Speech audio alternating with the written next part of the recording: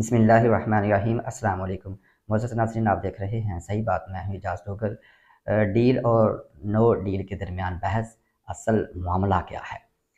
Pakistan international airline के ऊपर किस तरह सियासत की जा रही है और इसे कैसे फ़ाल बनाकर पाकिस्तान का इमेज बेहतर किया जा सकता है और रेवेन्यू इकट्ठा किया जा सकता है। इसके ऊपर बात करूँगा। तीसरा, अमेरिका में होने वाले 5 नवंबर को इलेक्शंस में सदर ट्रंप जीत रहे हैं या कामला हैरिस जो हैं वो सदर बनेंगी। चौथी अहम खबर है वो हमारी सुप्रीम कोर्ट से है। जुडिशल कमीशन ऑफ पाकिस्तान का इजलास 5 नवंबर को chief justice of Pakistan justice Syed Afridi साहब ने तलब कर लिया है। इस इजलास के बाद पता चलेगा कि हुकूमत ने जो 26वीं आईनी तरमीम के ज़रिए अदलिया को कंट्रोल करना था, क्या वो कंट्रोल कर पाएगी? ये मेरा जज तेरा जज का मामला जो है, इसको लेकर चीफ जस्टिस ऑफ पाकिस्तान काफ़ी मैं समझता हूँ कि मुतहर्रक हुए हैं। वो ये चाहते हैं कि अदलिया का वक़ार बुलंद हो। इसमें वो किस हद तक कामयाब होते हैं, इस पर भी बात करेंगे। सबसे पहले बात कर लेते हैं डील और नो डील के ऊपर कि पाकिस्तान तहरीक-ए-इंसाफ इमरान खान साहब की डील ताकतवर लोगों के साथ हो गई है। क्या वाक़ई इस खबर की तस्दीक जो है हुई है या ये खबर सच है? मोअज़्ज़ज़ नाज़रीन, मैं आपको यहाँ पर बताता चलूँ कि एक वो लोग हैं जो इमरान खान साहब को डील के साथ जोड़ के पाकिस्तान के लोगों को उनसे दूर करना चाहते हैं। सियासी तौर पर वो इमरान खान साहब को लोगों से दूर करना चाहते हैं कि ये देखो, आपका लीडर कहता था कि मैं कभी डील नहीं करूँगा। किसकी तरह? नवाज शरीफ साहब की तरह, बेनज़ीर साहिबा की तरह और ज़रदारी साहब की तरह मैं कभी डील करके मुल्क छोड़ के नहीं जाऊँगा। तो इस वक़्त मुल्क के अंदर वो मौजूद हैं। और दूसरी चीज़ उनकी डील ना करने का सबूत ये है कि वो जेल के अंदर मौजूद हैं। उनको इंसानी बुनियादी राइट्स जो हैं वो नहीं मिल रहे। उनको टॉर्चर किया जा रहा है। उनको खाना ऐसा दिया जाता है कि उनको वोमिटिंग शुरू हो जाती है।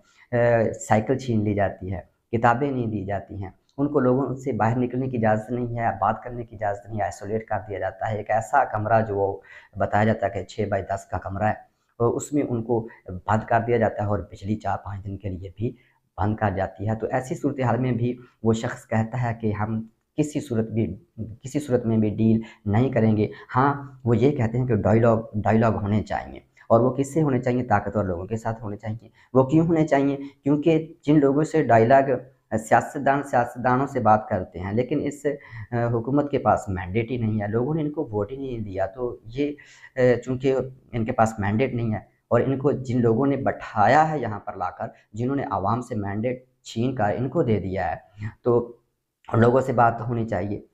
तो ये एक चीज़ जो है इससे क्लियर हो जाती है कि इमरान खान साहब किसी तरह से भी, और तवातर के साथ वो इमरान खान साहब जो हैं वो यही कहते आए हैं और कह रहे हैं कि आपने डट कर खड़े होना है, इस जुल्म के निज़ाम को कबूल नहीं करना है।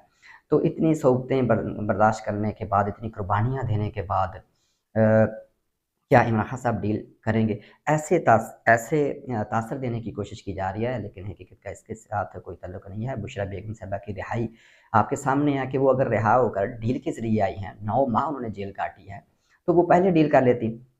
अगर उन्होंने इमरान खान साहब के खिलाफ वादा मुआफ़ गवाह बनने की खबरें चलाएँगी, वो नहीं बनी, और फिर वो जाकर बैठी हैं इस वक़्त खैबर पख्तूनख्वा में, क्योंकि उनको डर है कि उनको गिरफ़्तार कर लिया जाएगा। और एफ़आईए तो उनकी बेल के खिलाफ जो उन्हें ज़मानत मिली है, उसके खिलाफ सुप्रीम कोर्ट में चली गई है।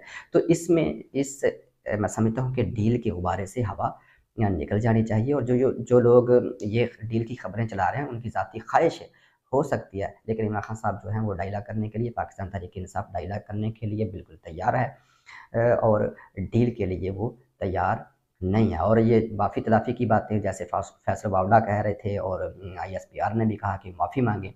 तो इसके ऊपर जो है पाकिस्तान तहरीक-ए-इंसाफ का वाज़ेह तौर पर मौक़िफ़ है कि हम माफ़ी क्यों माँगे। असद कैसर साहब इसके ऊपर बात कर चुके हैं।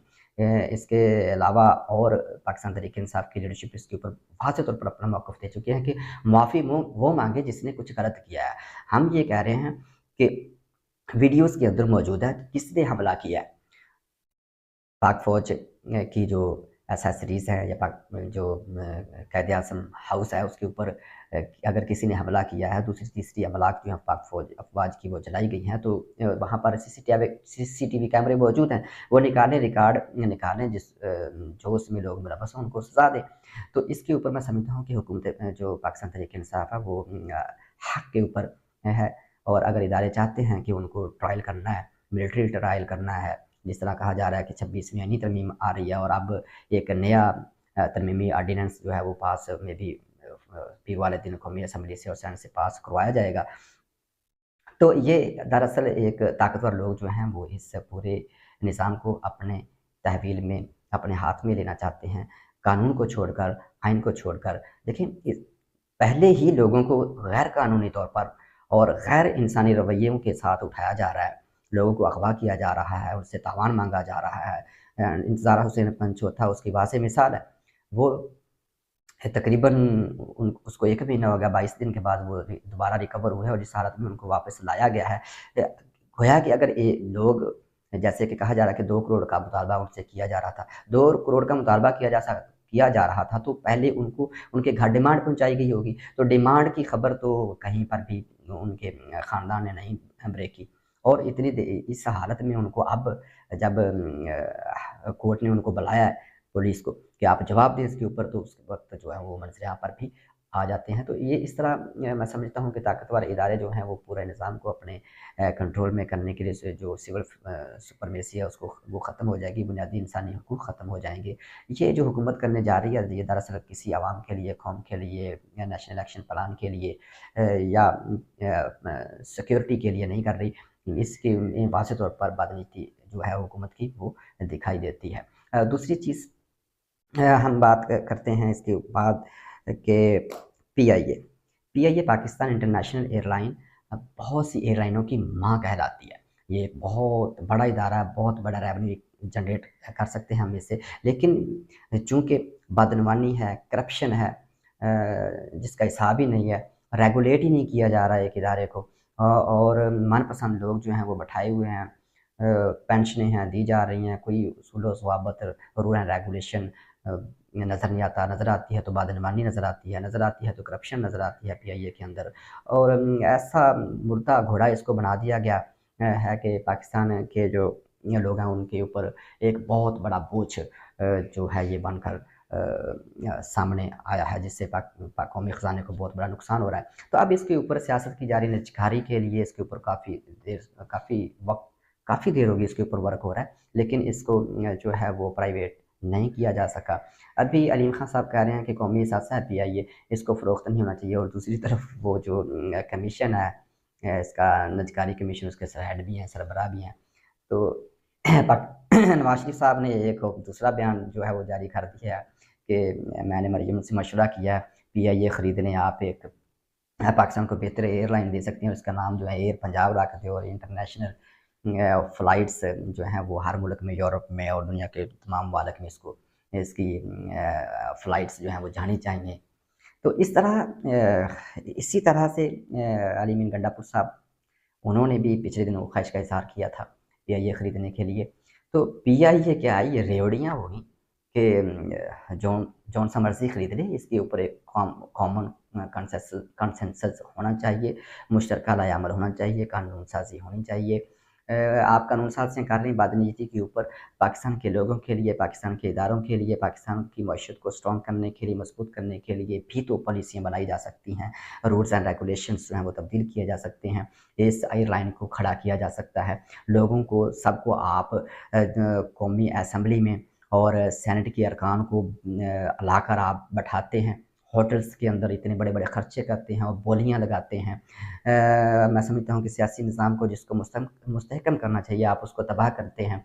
लोगों के चारदीवारी को, तक़द्दुस को पामाल करते हैं, लोगों के ज़मीरों को ख़रीदते हैं। इसके लिए भी आप लोगों को बुलाएँ, बैठाएँ सेनेट में, कौमी असम्बली में, और बिल पास करवाएँ कि पीआईए का मामला है, पाकिस्तान की बहुत बड़ी एयरलाइन का, पाकिस्तान की इज़्ज़त का, वक़ार का मामला है, मईशत का मामला है। तो इसके लिए आप तमाम पार्लियामेंटेरियंस को, तमाम सूबों को इकट्ठा करें, बैठाएँ, कानून साज़ी करें और एक मुश्तरका लाएअमल तैयार करके पाकिस्तान एयरलाइन को दुनिया की मज़बूत बड़ी एयरलाइन बना सकते हैं। تو اس کے لیے میں سمجھتا ہوں کہ دیکھیں سیاست ہو رہی ہے، کوئی ایئر لائن نہیں بننے جا رہی، سب خواب دکھائے جا رہے ہیں، سب اسباق، کسی کے پاس کچھ دینے کے لیے نہیں ہے۔ یہی مریم نواز صاحبہ جب الیکشنز ہو رہے تھے تو 300 یونٹ تک فری بجلی دینے کا اعلان تھا، لیکن اس کے بعد دیکھیں بجلی کی قیمتیں کتنی بڑھائی گئی ہیں۔ میں اگر ایک چھوٹے سے صارف کی بات کروں، اس کو میں دیکھ رہا تھا، اس کو ایک 300 یونٹ کے اوپر اس کو 12 14 15 20 ہزار 30 ہزار روپے بل آ رہا ہے، اور لوگ تو بجلی کے بل دے دے کے اتنے پریشان، اور لوگوں کے چولہے ٹھنڈے ہیں، لوگوں کے گھر میں کوئی چیز بچی نہیں جس کو بیچ کر وہ اب آنے والا بل ادا کریں گے۔ ایسی سچویشن ہے، تو یہ سیاسی لوگ جو ہے وہ سبز باغ دکھا کر وہ آپ کو بیوقوف بنانے کا بناتے ہیں۔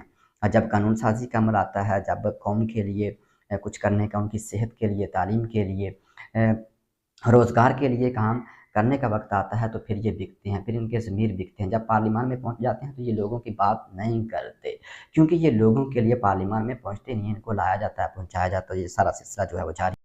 اب چلتے ہیں الیکشن کی جانب۔ امریکہ میں ہونے والے الیکشنز، صدر ٹرمپ جو ہیں وہ ان کو قدر برتری حاصل ہے، اور پاکستان میں لوگوں کی شدید خواہش ہے کہ ٹرمپ جو ہیں وہ صدر بنے۔ اس کے پیچھے ایک لاجک ہے کہ جی ٹرمپ آئیں گے تو عمران خان صاحب جو ہیں وہ رہا ہو جائیں گے۔ یہ دراصل اس میں کوئی حقیقت نہیں ہے۔ عمران خان صاحب کی ضرور ان سے ملاقاتیں ہوتی رہی ہیں جب وہ وزیر اعظم تھے، اور اچھی گفتگویں ہوتی رہی ہیں، اور ٹرمپ نے یہ بھی کہا تھا کہ ہی از مائی بیسٹ فرینڈ۔ لیکن بات یہ ہے کہ وہاں پر بھی ایک سسٹم ہے، ایک اسٹیبلشمنٹ موجود ہے۔ ایک اسٹیبلشمنٹ اس وقت آپ نے دیکھی جب عمران خان صاحب جو ہیں وزیر اعظم تھے، بائیڈن، جسے بائیڈن انتظامیہ کہتے ہیں، وہ آئے اور انہوں نے عمران خان صاحب سے بات تک نہیں کی، اور اس کے بعد رجیم چینج آپریشن ہوا۔ رجیم چینج آپریشن کے بعد اب تک جو ہو چکا ہے، اتنا پانی جو ہے وہ پلوں سے گزر چکا ہے کہ ایک تاریخ کا حصہ بن گیا ہے۔ اب نئے صدر جون سے بھی آتے ہیں، ان کو انگیج کرنے کی ضرورت ہوگی، بہت زیادہ ورک کرنے کی ضرورت ہوگی۔ پاکستان تحریک انصاف کے سامنے ایک بہت بڑا پہاڑ ہے۔ اگر وہ ٹرمپ آتے ہیں یا کاملا ہیرس آتی ہیں، جون سا بھی آتا ہے، یہ بہت بڑا ٹارگٹ ہے، ہونا چاہیے پاکستان تحریک انصاف کے لیے کہ وہ کے ساتھ ان کو کانونس کریں کہ پاکستان کے اندر غیر قانونیت ہے، اور بانی و تحریک انصاف عمران خان صاحب کو حکومت نے غیر اخلاقی طور پر، غیر قانونی طور پر سیاسی مقدمات بنا کر عمران خان صاحب کو جیل میں رکھا ہوا ہے، اور ان کو بنیادی انسانی حقوق سے محروم کیا گیا ہے۔ اگر یہ وہ چیزیں حکومت اس امریکہ کے آنے والے نئے صدر کو باور کروانے میں کامیاب ہو جاتے ہیں تو ان کے لیے آسانیاں پیدا ہو سکتی ہیں۔ اس وقت ٹف مقابلہ چل رہا ہے تمام ریاستوں کے اندر، لیکن جو اوورآل بتایا جا رہا ہے، یا جو ایک چیز باہر آ رہی ہے، وہ یہی ہے کہ ٹرمپ کو برتری حاصل ہے کاملا ہیرس کے اوپر، لیکن نیل ٹو نیل کمپٹیشن بہت سخت ہے، کچھ بھی نہیں کہا جا سکتا۔ سب سے آخری خبر، انتہائی اہم خبر ہے پاکستان کے لیے، بہت زیادہ اہمیت کی خبر ہے، اور اس وقت تمام لوگ اسی چیز کو مینج کرنے میں لگے ہوئے ہیں، وہ سپریم کورٹ ہو، وہ ہینڈلرز ہوں، یا حکومت پاکستان ہو، اور اس کے علاوہ اگر تحریک انصاف وہ تو آلریڈی میدان کے اندر موجود ہے۔ وہ ہے عدلیہ کی بحالی۔ عدلیہ کی بحالی اور تیرا جج میرا جج، منپسند فیصلے۔ تو اگر یہ سلسلہ جو ہے وہ چلتا ہے، جس طرح حکومت پاکستان نے 26ویں آئینی ترمیم کر کے عدلیہ کا جو ایک ڈھانچہ ہے، عدلیہ کا جو ایک نظام ہے، تنظیمی ڈھانچہ جسے کہتے ہیں، وہ عدلیہ نے چلانا ہوتا ہے، اس میں سراغ کرنے کی کوشش کی گئی اور اپنے لوگ داخل کر کے اس کے اوپر غلبہ حاصل کرنے کی کوشش کی گئی ہے۔ 5 نومبر کو chief justice of Pakistan justice Yahya Afridi صاحب نے کمیشن کا اجلاس طلب کر لیا ہے، سپریم جوڈیشل کمیشن کا۔ تو اس اجلاس میں دیکھتے ہیں کہ 4 اس میں سینئر ججز ہیں، سربراہ chief justice of Pakistan justice Yahya Afridi صاحب، جسٹس منصور علی شاہ صاحب، منیب اختر صاحب، اور امین الدین صاحب۔ اس کے علاوہ اٹارنی جنرل ایک خاتون ہے، اور اس کے بعد وزیر قانون۔ 4 ممبران جو ہیں وہ لیے گئے ہیں سینٹ اور قومی اسمبلی سے۔ تو اس طرح 13 ارکان پر مشتمل کمیشن ہے۔ یہ 13 ارکان پر مشتمل کمیشن آئینی بینچز جو ہے ان کی تشکیل کے اوپر مشاورت کرے گا اور لائحہ عمل ترتیب دے گا، आईनी बेंचेस जो फैसले आईनी होंगे वो चूँकि अब 26वीं आईनी तरमीम के बाद आईनी बेंचेस ही सुन सकेंगे, तो इसलिए आईनी बेंचेस जो हैं उनकी तश्कील के लिए 5 नवंबर को chief justice of Pakistan justice Yahya Afridi साहब की सदारत में इजलास में फ़ैसला होगा। इसमें ओवरऑल यही नज़र आ रहा है कि इसमें फ़ैसला हो जाएगा आईनी बेंचेस का और मामला जो है खुश असलूबी से हल कर लिए जाएंगे। ये chief justice of Pakistan justice Yahya Afridi साहब की बहुत भारी जिम्मेदारी उनके सर पे ऊपर, उनके कंधों के ऊपर आ पड़ी है कि एक तरफ बिखरी पड़ी हुई शिरासा बिखरा हुआ है इस इमारत का, इसके नीचे जो जितनी भी अदालतें हैं, हाई कोर्ट्स हैं और उनके नीचे फिर जितना भी अदालती हमारा सेटअप है, उसमें बहुत ज़्यादा तज़ादात हैं, इख्तलाफात हैं, जानबदारियाँ हैं। तो सारे मामलात को किस तरह वो हैंडल करते हैं, ये बहुत मुश्किल है, लेकिन दिखाई ऐसे दे रहा है चीफ जस्टिस ऑफ पाकिस्तान या जस्टिस याह्या अफरीदी साहब ने ये फ़ैसला कर लिया है कि अब वो किसी तरह से भी मुतनाज़ा नहीं बनेंगे और इस अदालती निज़ाम को खड़ा करने की कोशिश करेंगे। ये बहुत बड़ा काम है, अगर वो ये कर जाते हैं तो मैं समझता हूँ कि तमाम इदारे जो अपनी लिमिट्स में वापस चले जाएंगे। और अगर तमाम इदारे वापस अपनी लिमिट्स में चले जाते हैं, हर इदारा अपना काम करता है, जो उसकी रिस्पॉन्सिबिलिटी है, जिसका उसने हलफ उठाया, जो उसके फ़राइज़ में शामिल है, तो इस तरह पाकिस्तान का बहुत बड़ा भला हो सकता है, बहुत ज़्यादा फ़ायदा हो सकता है और पाकिस्तान जो है वो अपनी असल मंज़िल की जानिब गामज़न हो सकता है। पाकिस्तान के मसाइल ही सियासी मसाइल हैं, वो हल हो सकते हैं। पाकिस्तान की सिक्योरिटी से रिलेटेड बहुत ज़्यादा मसाइल बढ़ते जा रहे हैं, वो हल हो जाएंगे। तालीम के मसाइल हैं, सेहत के मसाइल हैं, मईशत बहुत बड़ा मसला है। तो ये तमाम मसाइल हल हो सकते हैं अगर एक इदारा खड़ा हो जाता है और वो इदारा आइन और कानून की पासदारी करते हुए विदाउट किसी भी जानिबदारी के बगैर फ़ैसले करते हैं जजेस, क्योंकि फेस पे नहीं जाना चाहिए, शख्सियत पे नहीं जाना चाहिए। अदलिया में बैठे हुए जो जजेस फ़ैसला देते हैं वो फ़ैसले अदालत के फ़ैसले होते हैं, इसलिए अदालत का फ़ैसला होना चाहिए और वो कानून और आइन के तहत होना चाहिए। ये चीज़ ख़त्म हो जानी चाहिए कि ये मेरा जज है और ये तेरा जज है। जिस तरह ये हुकूमत अब कोशिश कर रही है अदलिया को मुतनाज़ बनाने की, तो चीफ़ जस्टिस ऑफ पाकिस्तान का बहुत बड़ा इम्तिहान है। मुझे दिखाई यही दे रहा है कि जब से वो आए हैं, जिस तरह से वो लेकर चल रहे हैं, काम कर रहे हैं, इससे वो कमिटेड हैं कि पाकिस्तान के अदालती निज़ाम को वो इज़्ज़त और तौक़ीर दिलाएँगे कि जजेस के वो इस चीज़ पर अपने साथी जजेस को कन्विंस कर रहे हैं कि ज़ाती इख्तलाफात को, माज़ी के मामलात को भुलाकर हमने आगे बढ़ना है, हमने जुडिशरी को सुप्रीम बनाना है, लोगों को इंसाफ देना है।